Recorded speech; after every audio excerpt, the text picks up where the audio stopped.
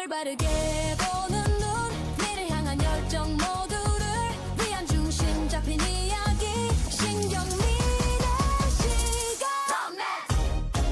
더 멘트. 여러분 안녕하십니까? 신경민의 더 멘트 시작하겠습니다.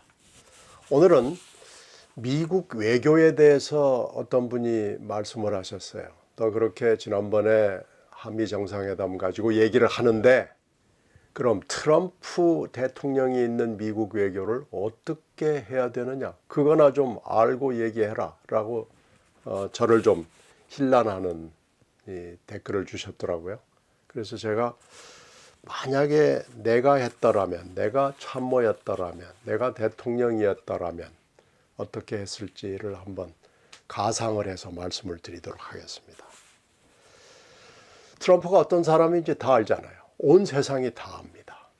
그리고 그 어려운 트럼프의 성격을 상대하기 위해서 한국의 정상은 어떻게 해야 되는지 깊이 좀 생각을 했어야 될 겁니다. 저는 트럼프를 만나러 가기 전에 먼저 우리 외교관들, 그리고 우리 관련되는 기업인들, 학계에 있는 분들, 종교, 문화계에 있는 분들에게 부탁을 해서 다각적으로 접근을 했을 거예요. 아마 제일 중요한 건 트럼프를 지지해온 미국의 상하원 의원들입니다. 상하원 의원들의 직접 또는 보좌진을 통해서 쭉 트럼프를 향해서 할 메시지를 전달을 하고 그것이 백악관의 참모들에게 들어가도록 노력을 할 겁니다. 트럼프에 굉장히 가까운 사람들은 지금 알려져 있거든요. 사위도 그 중에 하나고요. 굉장히 가까운 종교국장도 있고요. 비서실장도 있고요. 뭐 이런 분들이 있습니다. 그렇게 해서 아마 상하원 의원들을 중심으로 해서 백악관을 쭉 들어가면 이게 아마 먹혔을 거예요. 또 하나는 링크탱크와 언론을 생각을 하고 접근을 체계적으로 했어야 됩니다. 트럼프가 집권하면서 뜬 링크탱크들이 꽤 있고요. 그리고 주목받는 언론들도 몇 개 있습니다. 그 중에 하나가 폭스뉴스입니다. 폭스뉴스 출신을 아예 국방장관으로 데려갔잖아요. 그 정도입니다. 그리고 보수적인 월스트리트 저널 굉장히 중요합니다. 그리고 트럼프가 선호하는 뉴미디어 꽤 있습니다. 언론에 접근을 하고 이 띵크탱크에 접근을 해서 우리 경제적인 매크로 수치를 얘기를 하면서 자, 이 제안을 우리가 받아들일 경우 우리는 동맹으로서 파산이다. 한국이라는 동맹이 파산을 해서 제대로 군사력도 유지를 못하고 경제력으로 피폐해지면은 이게 누구한테 도움이 되느냐? 미국에 도움이 되느냐? 중국에 도움이 되느냐? 일본에 도움이 되느냐? 이런 걸 놓고 진지하게 얘기를 하면서 우리 매크로 그 수치를 갖다 대면은요. 3,500억이라는 수치를 계속 고집할 수 없었을 겁니다. 또 하나는 종교계입니다. 트럼프는 금방 말씀드린 대로 종교국장 폴라 화이트 케인을 종교국장으로 임명하는 아주 굉장히 특이한 조치를 했죠. 백악관에 종교국장이라는 직함이 생긴 것도 그렇고요. 거기에 여자 목사를 똑 데려다 놓고 뭐 이 사람하고 매일 기도를 한다고 그래요. 그러니까 종교적으로 어떻게 접근을 해야 되는지도 우리나라 종교계에 있는 분들 많이 압니다. 이렇게 접근을 해서 설득을 했어야 됩니다. 그리고 미국은 학계하고 문화계가 정치 쪽하고 굉장히 긴밀하게 연결되어 있고요.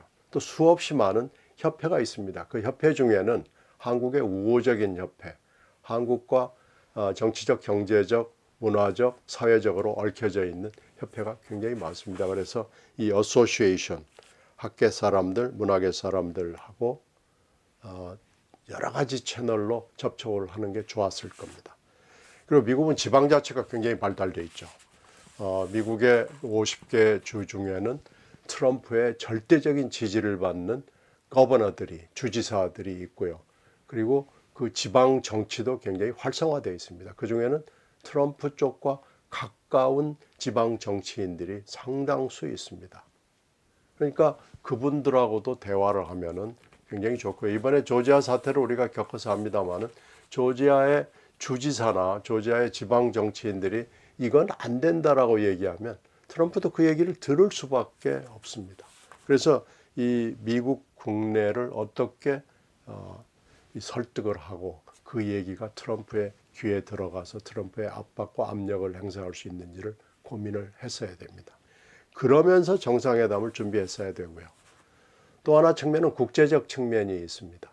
우리와 비슷한 처지에 있는 일본, 호주, 그리고 유럽의 나라들하고 이거 좀 공동 보조를 맞추자.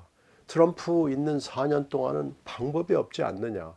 그리고 트럼프가 극성하는 기간은 내년 중간선거까지입니다. 중간선거가 내년 11월 초에 있기 때문에 이 중간선거까지 트럼프는 필사적으로 온 힘을 다해서 중간선거를 이기기 위해서 여러 가지 일을 할 겁니다. 그러니까 중간선거까지 어떻게 우리가 버텨내느냐라는 게 전 세계적인 어젠다입니다. 이 일을 비슷하게 생각하는 국제적인 연대 비슷한 것을 우리가 이용할 수도 있는 건데요. 이번에 일본이나 호주나 유럽하고는 이런 충분한 대화를 하지 못했던 것으로 판단이 됩니다. 그리고 이제 협상 바로 들어가서인데요. 우리가 잘한 게 있어요. 마스가라는 이 조선업 쉽빌딩을 들고 간 건 이건 참 잘한 겁니다. 그리고 북한 카드를 가지고 피스메이커, 페이스메이커 이렇게 간 건 이건 잘한 겁니다. 다만 북한한테 어느 정도의 라인을 트럼프가 지켜줘야 되느냐는 얘기는 제대로 못한 걸로 보입니다. 그래서 이 정도 얘기를 하려면은 분명히 우리 외교적인 스탠스를 가지고 북한 얘기를 했어야 되는 이건 좀 아쉬움이 남는 대목이고요.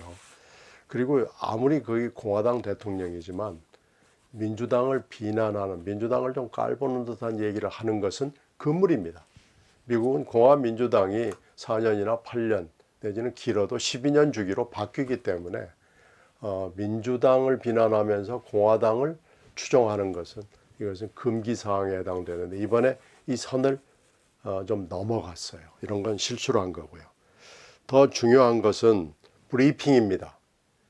브리핑에 강유정 대변인을 포함해서 강훈식 비서실장은 거짓말을 한 거예요.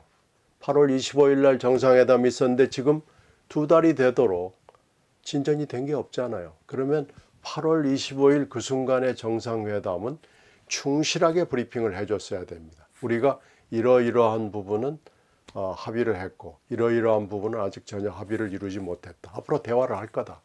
미국의 합리성을 믿기 때문에 미국의 민주주의 전통을 믿기 때문에 그리고 미국의 세계 전략에서 한국은 분명히 중요한 역할을 할 수밖에 없는 나라이기 때문에 미국은 한국을 존중하고 분명히 처지를 이해해 줄 거다.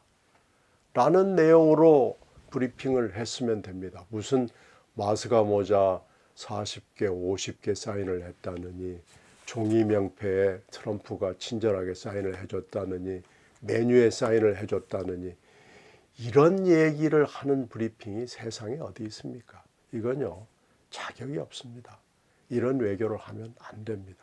그래서 이런 충실한 브리핑, 그건 국민들에 대한 의무이기도 하고 미국 사람들이 이 브리핑을 보고 한국은 굉장히 치밀하고 집요하고 아주 정확하게 이 협상에 특히 미국과의 관계를 끌어가려고 하고 있구나라는 판단을 할 수 있도록 그런 생각이 들 수 있도록 만들어줘야 됩니다. 이번에 이 대목에서는 완전히 실패했습니다. 그래서 제가 만약에 참모였고 제가 대통령이었다면 이런 협상을 하지는 않았을 겁니다. 앞으로 협상이 잘 되기를 바라는데요. 지난번에 제가 소견을 쭉 말씀드렸기 때문에 우리나라의 운명을 건 관세 협상 그리고 투자 협상 잘 되기 바랍니다. 고맙습니다. 여기까지 하겠습니다.